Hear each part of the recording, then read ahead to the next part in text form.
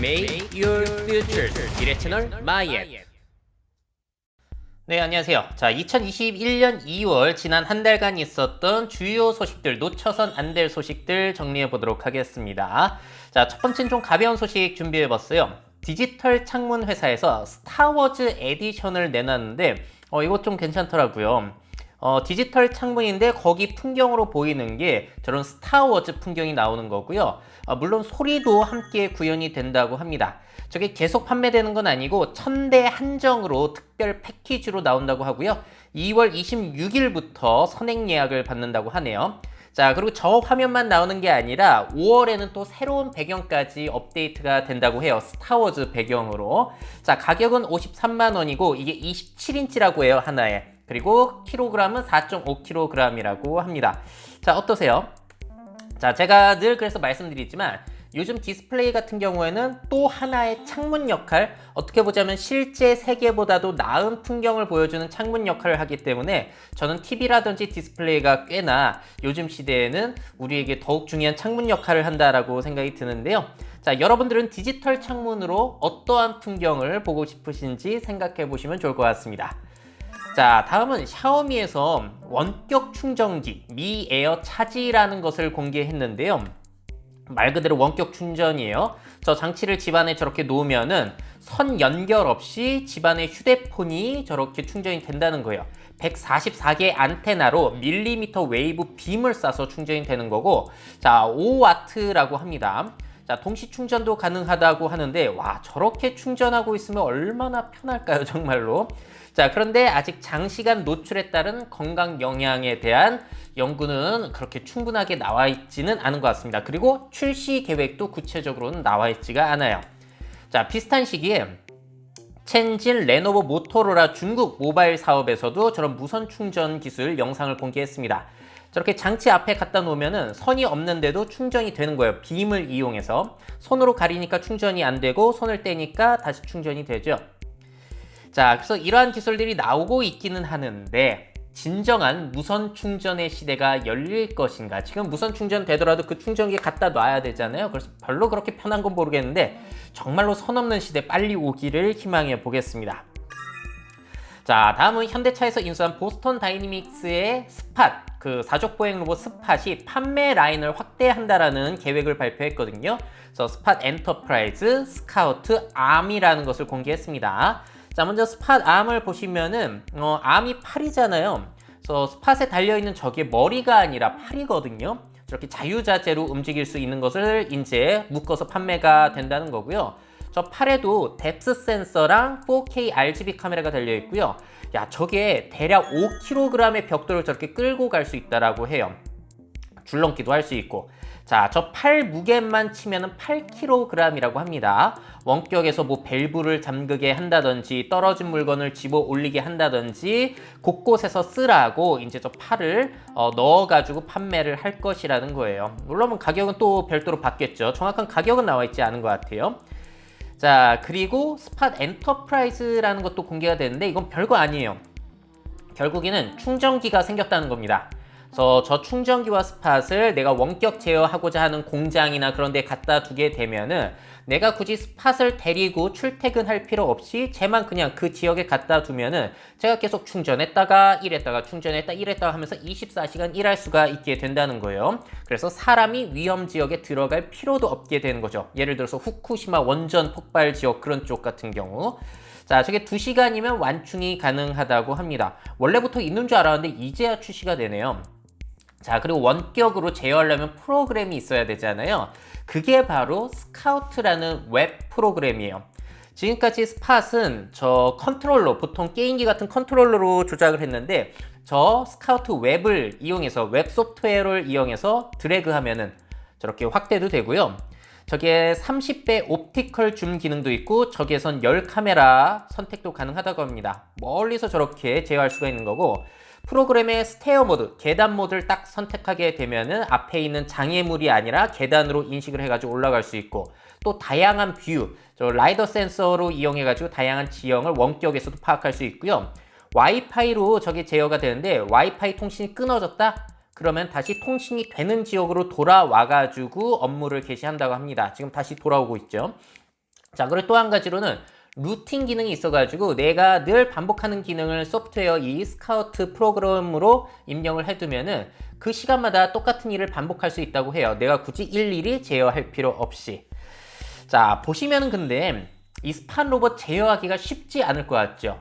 높낮이 그 위로 올렸다 낮췄다 몸 자세를 위로 했다 낮췄다가 게다가 팔까지 제어하려면 꽤나 복잡할 것 같은 거예요. 연습이 많이 필요할 것 같은데, 그래서 이런 걸 제일 잘 제어할 사람은 누굴까를 생각해 보자면 역시나 게임 잘하는 사람들, 아바타 제어해가지고 막 여러 가지 미션 컴플릿 해내는 이런 사람들이 아마도 이런 스팟 같은 원격 제어 로봇을 제일 잘 조종할 수 있게 되지 않을까. 그래서 옛날 영화 구니스인가? 뭐 그런 거, 구니스는 아닌데 아무튼 그런 영화 보면은 게이머들이 전쟁에 투입되는 그런 장면들이 나왔거든요. 원격 제어는 워낙에 그 사람들이 민첩하게 잘 하기 때문에. 그래서 지금 아이들이 게임, 그리고 많은 분들이 게임을 잘 하신다면은, 원격 제어를 잘 하신다면은 그 능력이 앞으로는 보다 다양한 곳에서 쓰일 수도 있겠구나 라는 생각이 들었습니다.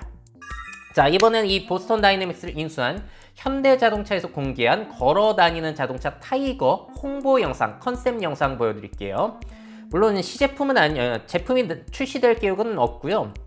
저렇게 드론으로 내려다 주면은 저 바퀴 달린 다리를 이용해서 험난한 지역까지도 이동시킬 수 있다는 거예요. 지금 시험 삼아서 만들고 있는 제품의 모습까지 나오고, 저거는 지금 엘리베이트라고 해서 2019년에 공개된 건데 같은 거예요. 요번에 공개된 것도. 근데 엘리베이터는 사람이 탈 수 있는 거고, 요번에 공개된 타이거 같은 경우에는 다양한 용도로 활용이 될 수 있다라고 합니다. 사람이 타지 않고도. 자, 그래서 저렇게 바퀴로 빠르게 다니다가 뭔가 건너야 하는 경우가 생기면은 다리로서도 활용이 될 수 있다는 거고요. 응급 구조라든지 로봇 택시라든지 아니면 나중에 달이나 화성을 탐사할 때도 저런 기술이 쓰일 수가 있겠다. 그래서 스팟에 적용된 다양한 기술들이 여기에도 적용이 될 수 있을 것인가? 그거는 한번 지켜봐야 될 것 같아요. 왜냐하면 보스턴 다이내믹스가 워낙에 기술을 이전하는 데 보수적인 것으로 알려져 있기 때문에. 자, 왜 타이거냐면은 트랜스포밍 인텔리전트 그라운드 익스커션 로봇이라고 해요. 되게 어렵죠. 우리말로 하면 변신하는 지능형 지상 이동 로봇이라고 하고 잘 짜맞췄어요. 자, 이러한 로봇을 뭐라고 정의하냐면 UMV라고 정의했습니다. Ultimate Mobility Vehicles, 궁극적인 뭐 여기저기 쓸 수 있는 이동 수단이라는 거죠. 그래서 현대자동차의 앞으로의 비전은 뭐냐면은 스마트 모빌리티 솔루션 프로바이더라고 합니다. 그래서 이러한 다양한 스마트 이동 기기들을 제공할 수 있는 솔루션 기업으로 발전을 해 나가겠다는 거죠. 그래서 현대자동차는 비전을 보면은 잘 변신을 하고 계신 것 같아요. 그래서 단순히 자동차 제조사가 아니라 다양한 로봇 회사로서, 드론 제조사로서 역할을 하게 되겠죠. 말 그대로 궁극적인 이동수단, 스마트 이동수단을 제공하는 회사로 변신을 잘 할 수 있을지 지켜보도록 합시다. 자, 그리고 현대자동차 얘기 나온 김에 이 얘기 빼놓을 수 없을 것 같아요. 드디어 현대 아이오닉 5, 자, 전기차 플랫폼이죠. eGMP가 적용된 이 자동차가 나왔는데, 제가 올 초에 2021년 주목할 만한 트렌드 꼽으면서 이 현대자동차의 아이오닉 5 기대된다라고 말씀을 드렸어요. 그러면서 말씀을 드렸던 게 뭐냐면은 제가 휴대폰으로 비유를 했거든요. 과연 새로 나오는 차가 터치 스크린폰 같은 자동차일까? 스마트폰 같은 차일까? 자, 어떻게 생각하세요? 요번에 나온 아이오닉 5 터치 스크린폰일까요? 스마트폰일까요? 제가 볼 때는 여전히 터치 스크린폰입니다. 자, 테슬라는 스마트폰이라면 아이오닉 5는 터치 스크린폰이라는 거야. 스마트폰이랑 비슷하지만 기능이 떨어진다. 왜냐면은 테슬라식의 OTA 기능, 무선 업데이트 기능이 들어있지 않고 자율주행 기능도 떨어진다는 거.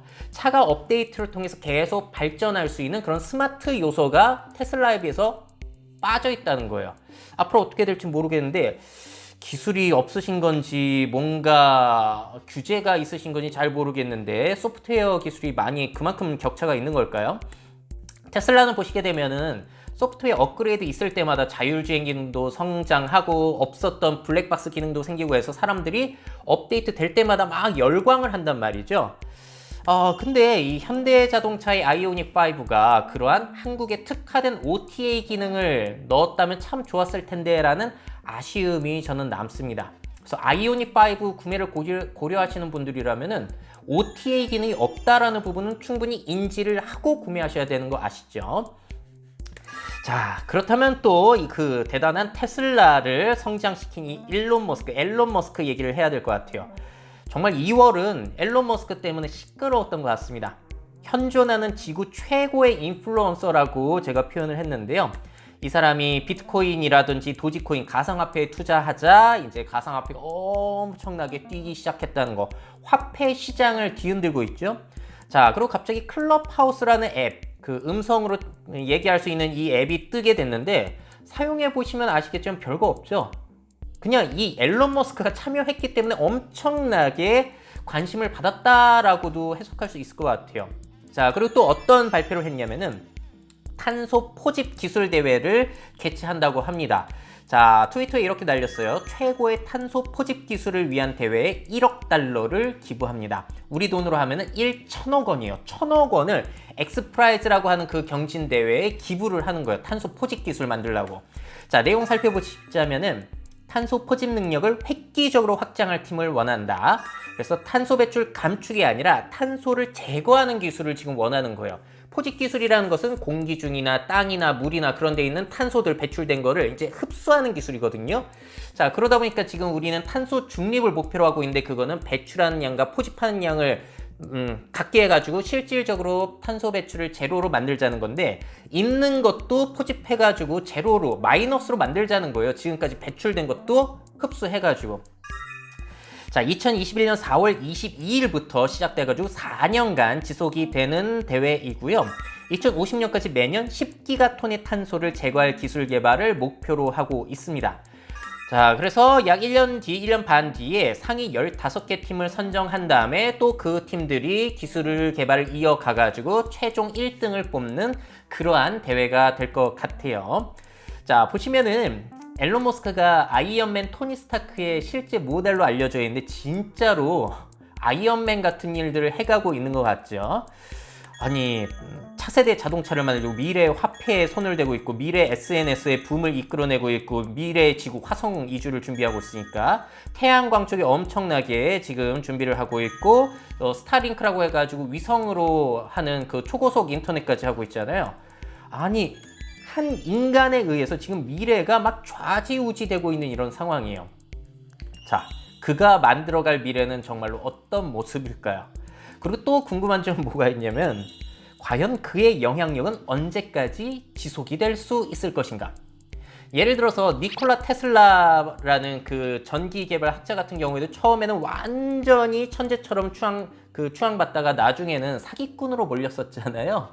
그래서 어떻게 될지는 한번 지켜보도록 합시다. 왜냐면 위인이라는 것은 죽고 나서 판정이 되는 것이기 때문에. 그래도 야, 영향력 너무 엄청난 것 같아요. 자, 다음 소식입니다. 자, 여러분들에게도 유명한 이 소피아 로봇이 대량 생산된다는 소식이에요. 이 로봇이 이런 말을 해가지고 화제가 됐었죠. Do you want to destroy humans? Please say no. Okay, I will destroy humans. 인류를 파괴할 것이다. 그래서 사람들이 와 해가지고 관심을 끌었었고, 자, 우리나라에서도 왔었는데 당시에 중소기업부 장관을 맡았던 박영선 장관님과 지금은 후보죠. 대화를 하는 장면이 있는데, 아니 보시면은 이때도 마찬가지로 마치 이 로봇이 인공지능이 스스로 생각해가지고 대화를 자연스럽게 하는 척, 인간의 사유를 하는 척 사기를 쳤습니다. 근데 거기에 박영선 당시 장관이 거기에 맞장구를 쳐줬다라는 게 저는 상당히 이상하더라고요. 자, 제 얘기가 못 믿어오시다면은, 자, 인공지능의 4대 학자 중에 얀 르쿤이라는 분이 트위터를 올려가지고 공개 저격을 하기도 했죠. 저 로봇은 사기다. 실제로 저런 기술이 없어요. GPT-3가 이제 성과를 낸 것도 작년이고, 그리고 그걸 개발하는데도 몇십억 원이 들어갔다고 하는데 저 로봇이 그런 자연스러운 대화하는 능력이 없음에도 불구하고 이렇게 사기를 계속 치고 다녔다는 거죠. 근데 이 로봇이 이제 드디어 대량 생산이 된다는 소식입니다. 소피아 등 4개의 모델을 2021년 상반기에 생산을 한다고 하고요. 수천 대 크고 작은 로봇으로 생산이 된다고 하는데 구체적인 숫자는 나와 있지 않고, 자, 이러한 로봇들이 코로나19 속의 그 외로운 의사소통, 외로운 사람들의 의사소통, 그리고 원격 의료 현장에서의 뭐 서비스, 치료 이런 역할을 맡게 될 수 있다라고 보도가 되어 있습니다. 그래서 제가 이 로봇 소식을 보여드리는 이유는 속지 마시라는 거예요. 이 로봇은 사기성이 너무 크고 또 한 가지 생각해 보셔야 되는 것은 여러분들 이 로봇 원하세요? 제가 보기에는 그 불쾌한 골짜기 언캐니 밸리를 구현하는 정말로 대표적인 사례이거든요. 사람처럼 생겼는데 다리가 없어서 저렇게 쓱 가야 돼요. 기괴하고도 기괴한 로봇, 게다가 생각하는 척 사기를 치는 기업 헨슨 로보틱스. 여기에 대해서는 우리가 좀 비판적으로 바라볼 필요가 있습니다. 자, 반면에 완전 반대의 로봇이 출시될 계획이에요. 파나소닉이 만든 방귀 뀌는 로봇 니코보입니다. 자, 천으로 저렇게 양말 같은 천으로 감싸져 있는데요. 한번 보세요. あのね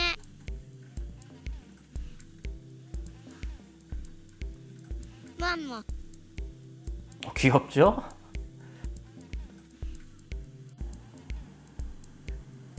もうい 자, 말을 좀 이상하게 해요. 자, 만지면 좋아하고 むむむむ 이렇게 눈 표정도 보여주고요.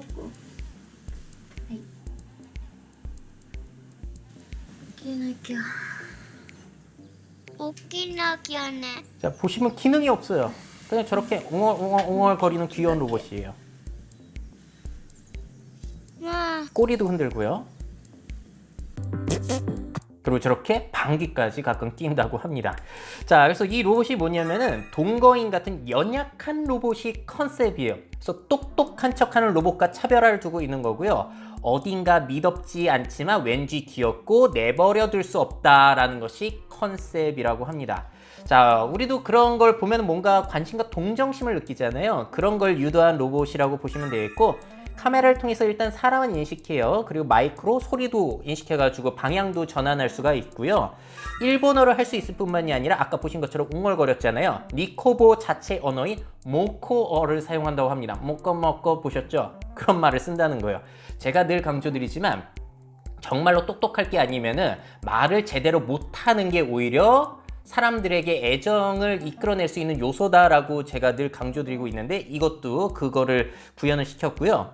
웃기는 게 딥러닝 기술이 없어요, 이거는. 그래서 막 발전하거나 그런 로봇은 아닌 것 같습니다. 자, 제품 가격은 6개월 그 이용료까지 포함해가지고 일단 400만 원에 출시가 된다고 해요. 그 다음부터는 월 통신료, 이용요금이 10,000원씩 청구가 되고요. 3월부터 배송이 될 예정이라고 합니다. 자, 보시면은 똑똑한 척하는 소피아 로봇, 그리고 사람인 척하는 소피아 로봇과 완전히 어리숙하게 행동하지만 귀여움을 이끌어낼 수 있는 일본의 니코보가 출시가 되는데, 여러분들은 어느 쪽 로봇이 더 마음에 드는지 한번 생각해 보셔도 좋을 것 같아요. 자, 이렇게까지 해서 2월 달에 놓치기는 아쉬운 그런 미래 소식들 묶어서 전달을 드려봤습니다. 자, 3월에도 이런 소식들 묶어서 마지막 주 토요일에 전달 드리도록 할게요.